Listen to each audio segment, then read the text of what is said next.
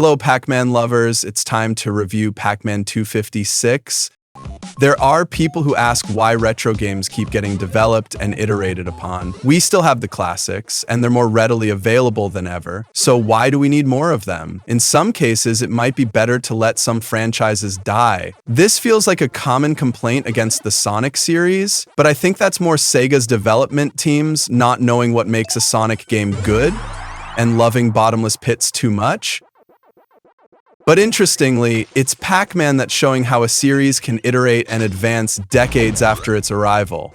Pac-Man Championship Edition DX was a recent fantastic example of how to advance and iterate the yellow dot muncher's familiar maze-based gameplay. Now, Pac-Man 256 from Crossy Road developers Hipster with the help of 3 sprockets of Q-Men fame and Bandai Namco, shows that you can teach an old Pac-Man new tricks.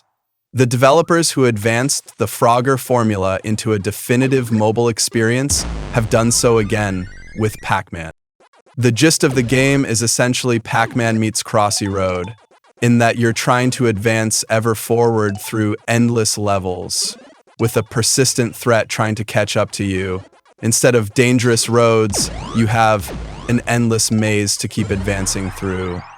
Instead of the eagle, you have the infamous level 256 glitch from the original arcade Pac-Man trying to consume you. It's a very different threat from the eagle in that it's more of a presence, not something that will suddenly come and get you.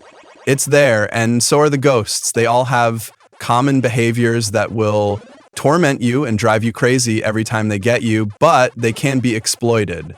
Oh, and they can be eaten if you get power pellets. You probably know Pac-Man rules, and Pac-Man 256 doesn't mess with them too much. The big addition beyond the endless gameplay are the power-ups. These really mix up the gameplay in that they give you different tools to deal with ghosts. The laser is awesome, the bomb can get you out of trouble, stealth helps you deal with ghosts in tricky spots, and so on. You can only have up to 3 at a time, and you still have to pick them up in the levels, but otherwise they're a clever and useful addition.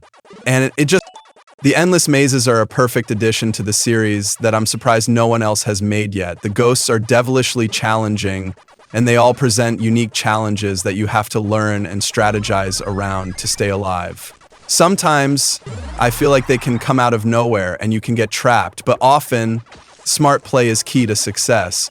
This is why the 256 glitch being slowly encroaching is good. It's a threat, but it shouldn't dissuade you from backtracking a bit to find a path to survive. The implementation of dot eating is done well in that if you eat 256 dots in a row, you get a satisfying screen clearing bonus. The dots are ever present through a level, but with occasional breaks that you have to plan around in order to get the 256. And of course, with the ghosts running around, you have to sometimes abandon your plans to get the 256 in order to keep yourself alive. It's an interesting subsystem to play with, and the screen clearing is an effective tool that rewards you with points, not to mention feeling extremely satisfying. The point multiplier system feels like it's a bit heavily weighted toward luck for high scores to a degree. If you get more of the fruits that give you 5x and 6x multipliers, then you'll be getting higher scores quicker. Of course, for the skilled players, it all balances out over the long term. Plus, it gives you something to work for. You always need to be multiplying because dot eating, ghost consuming, everything you do gets multiplied. Of course, a multiplier might not be worth getting if it leads you into danger, so be careful. My biggest problem with the multiplier fruits is that there's no absurd fruit to get. Why can't I eat a key for a big multiplier bonus?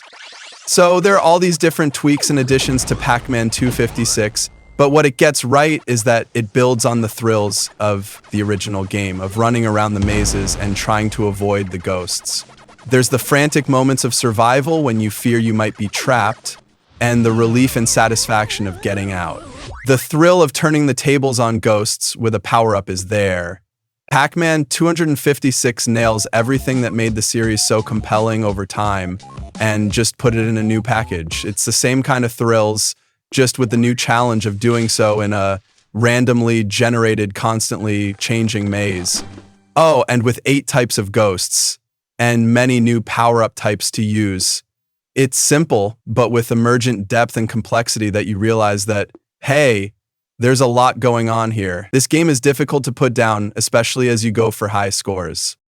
Crossy Road was great for its presentation as well as its gameplay, and Pac-Man 256 nails that too. The game is in 3D, but plays the characters off as if they were flat 2D versions of their characters, just springing up in a 3D world. The game runs at 60 frames per second, which can be toggled down to 30 in the options to save battery.